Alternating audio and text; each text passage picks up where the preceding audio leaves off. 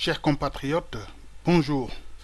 C'est avec un réel plaisir que je reviens vers vous pour vous parler des solutions qu'on devrait adopter en termes de stations d'épuration des eaux usées en se basant sur l'offre qu'on avait faite aux autorités du Sénégal parce que en 2013 on avait déjà constaté que la steppe de Cambérène ne faisait plus son rôle correctement. Alors, on avait créé une société, une SARL, avec des partenaires locaux, et on était épaulé par ceux qui ont construit la station d'épuration modèle sur laquelle on s'était basé pour faire notre proposition, mais aussi on était épaulé par l'association polonaise pour la biomasse dont je faisais partie et qui est une organisation très active et très respectée en Pologne puisque c'est une organisation qui fait des audits, qui fait des évaluations, qui fait des inspections et qui donne ses opinions aussi quand il s'agit d'adopter des projets de loi.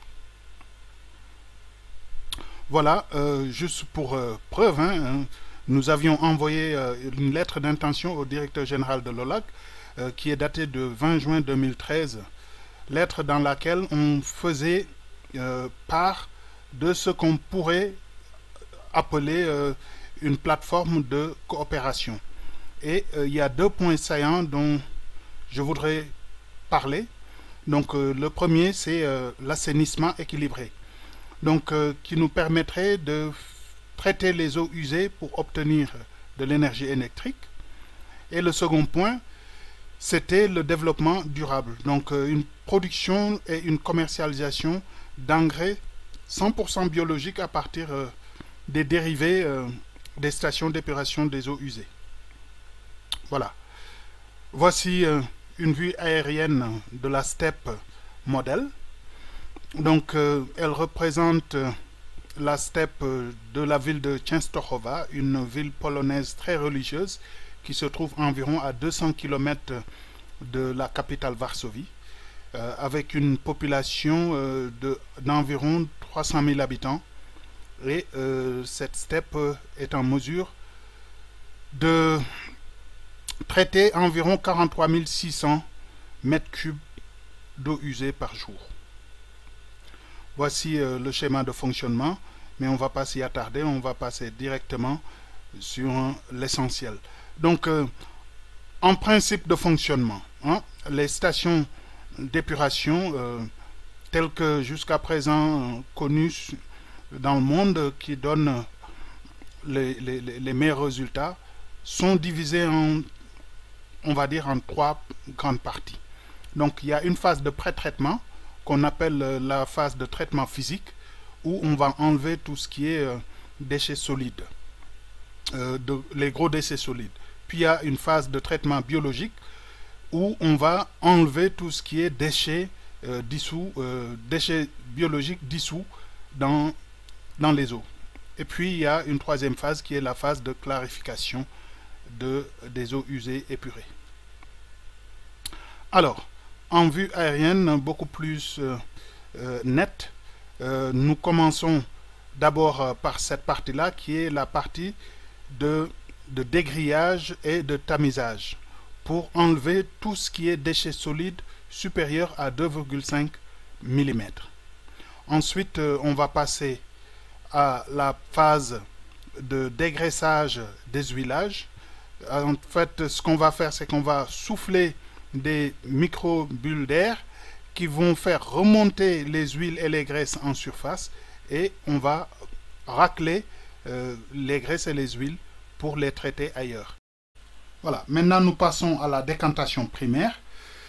Cette phase-là a pour but essentiel de récupérer le sable qui a des dimensions beaucoup plus petites que 2,5 mm, mais qui est beaucoup plus lourd que l'eau.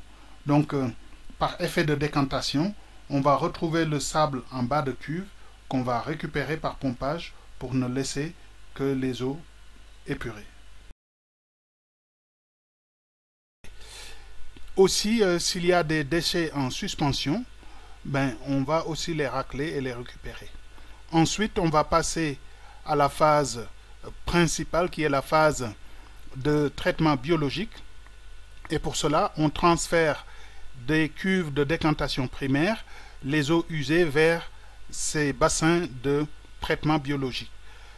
Au passage, on va aussi mélanger ces eaux usées-là avec des boues activées, c'est-à-dire des boues qui contiennent des bactéries qui sont capables de travailler dans un milieu oxygéné pour manger en quelque sorte tout ce qui est déchets organiques qui est dissous dans les eaux usées.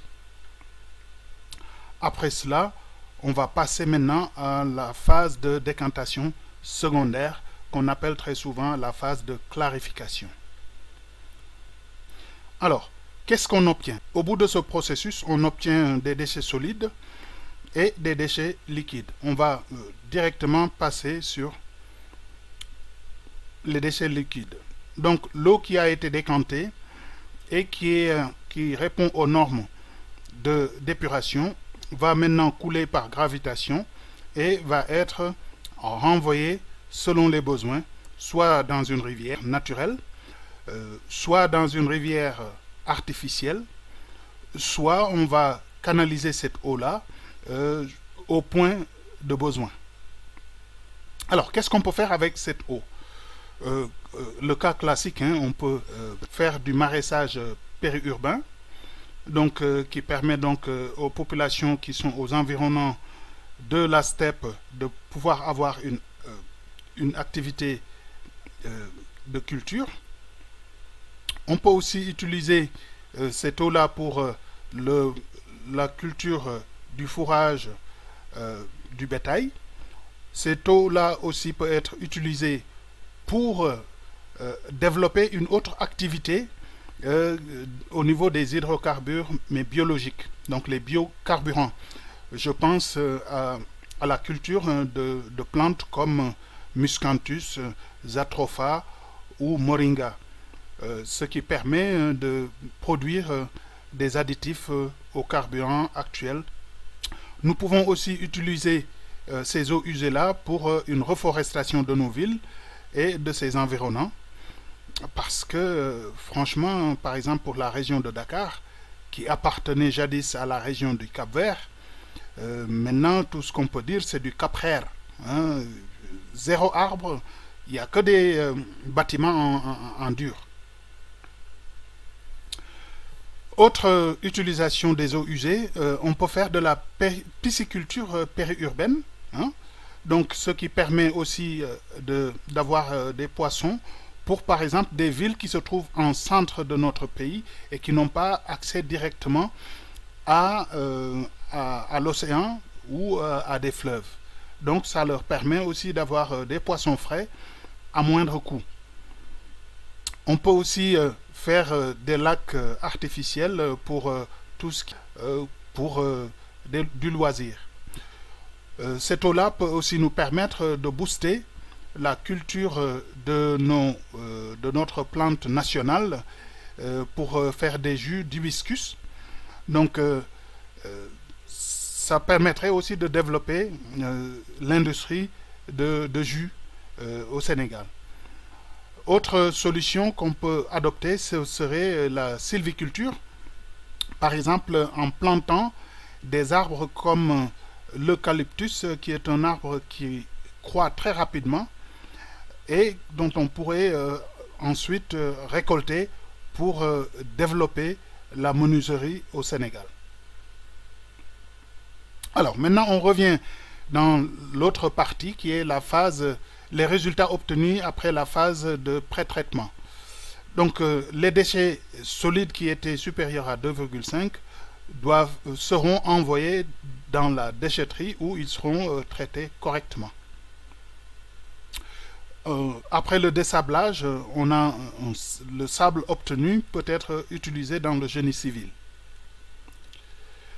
Et pour ce qui est des boues, après avoir digéré tout ce qui est déchets biologiques qui étaient dissous dans les eaux usées, une partie des boues est retransférée dans le bassin biologique et l'autre partie avec les graisses qu'on avait et les huiles qu'on avait déjà récupérées vont être transférées dans ces cuves-là pour faire ce qu'on appelle de la biométhanisation, donc pour obtenir du gaz méthane. Je me rappelle lors de notre présentation, il y avait un colonel qui était présent, dont je vais taire le nom puisque je ne sais pas est-ce qu'il fait partie des RG, donc qui avait posé une question à mon sens très pertinente, à savoir, ou du moins une remarque très pertinente, à savoir que nous sommes dans un pays musulman et que la population sénégalaise n'est pas encore préparée pour utiliser du gaz méthane issu de déchets pour cuisiner. Mais heureusement pour nous, ce gaz-là n'était pas destiné pour cuisiner pour des musulmans, mais pour produire de l'énergie électrique. Alors, ce gaz méthane-là, une fois obtenu, elle est stockée au niveau de ce ballon-là. Qu'est-ce qu'on fait maintenant du gaz obtenu?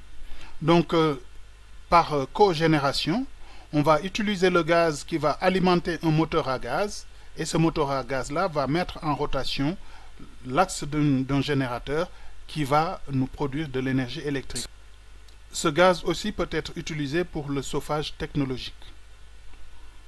Maintenant, une fois qu'on a récupéré le gaz, il nous reste de la boue digérée qu'on va transférer vers ces cuves ouvertes pour maintenant les valoriser. Donc là, on va passer à une phase d'épaississement des boues digérées. Ensuite, on va passer au niveau d'une autre station pour essorer ces boues-là et les déshydrater. Une fois c'est fait, nous obtenons de la boue déshydratée qu'on peut réutiliser. Donc, pour avoir cette boue-là beaucoup plus sèche, on peut les passer par un séchage thermique et ce que nous obtenons, nous pouvons l'avoir sous forme de granulation. Donc, c'est de l'engrais biologique obtenu qui ne sent pas et qui est très très bien pour la culture dans notre pays. On peut aussi la présenter sous forme de pellets, donc pour faciliter aussi l'épandage, ou être utilisé pour la combustion. Tout ceci est bien, mais la station aussi doit avoir son gendarme. Et son gendarme, c'est le service de contrôle de qualité qui doit être là pour la population, pour être sûr que ce que nous sommes en train de faire, en termes de qualité, nous sommes conformes à la loi sénégalaise. Nous avons aussi des équipements pour détecter la présence de métaux lourds ou la présence de métaux comme le mercure. Comme il se doit pour une station très à jour, donc on a une salle de contrôle et de commande et de régulation. La station est aussi utilisée pas seulement pour traiter les eaux usées, mais aussi elle est utilisée pour faire de la formation, faire de l'éducation civique. Ici nous avons les vues aériennes de la steppe de Cambérène et de la steppe de Częstochowa.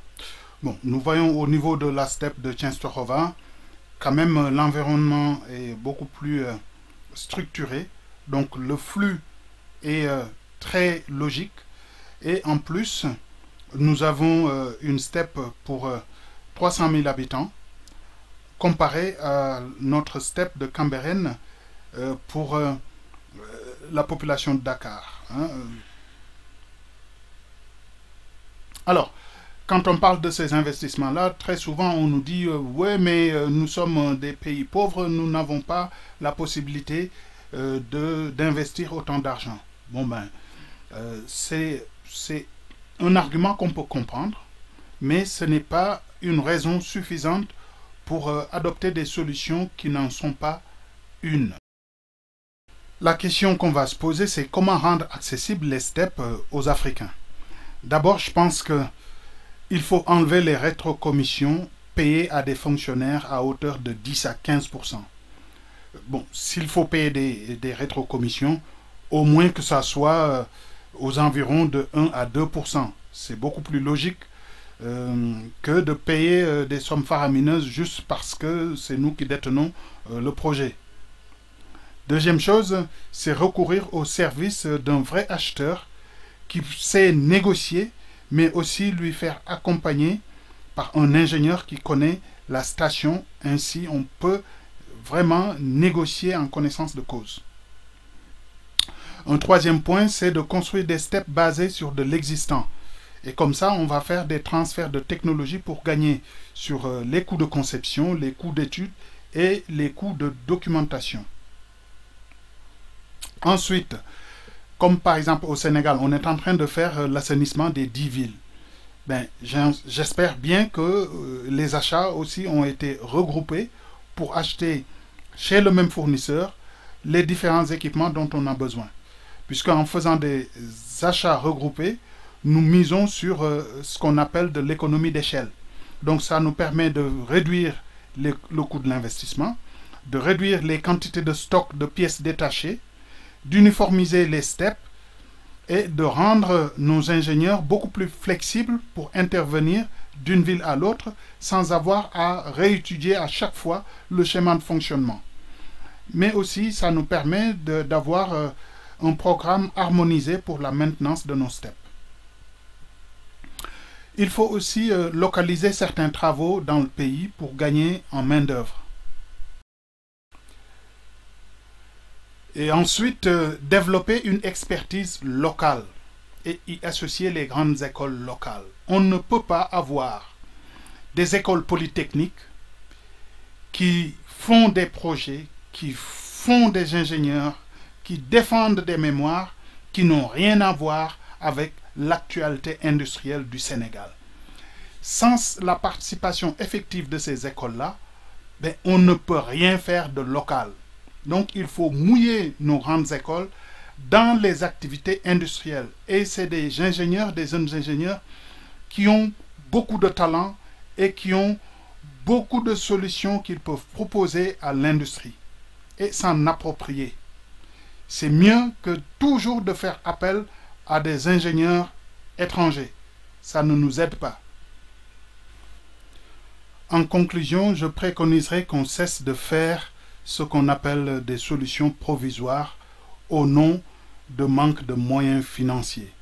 Mieux vaut avoir une chose faite et bien faite plutôt que d'en avoir 10 qui ne font absolument rien. Donc faisons les choses BPC, c'est-à-dire bon au premier coup. C'est ce qui nous fait économiser dans le long terme. Deuxième chose, imitons la nature. Ne serait-ce que cette step biologique, mais elle imite exactement le fonctionnement du corps humain. Nous mangeons des solides, nous buvons des liquides, ça passe par notre système digestif qui, après digestion, va produire donc de l'énergie pour notre corps, va produire du gaz, va produire des déchets solides et aussi des déchets liquides. Donc exactement ce que fait une station biologique. Donc imitons la nature puisqu'elle est parfaite. Je vous remercie de votre attention.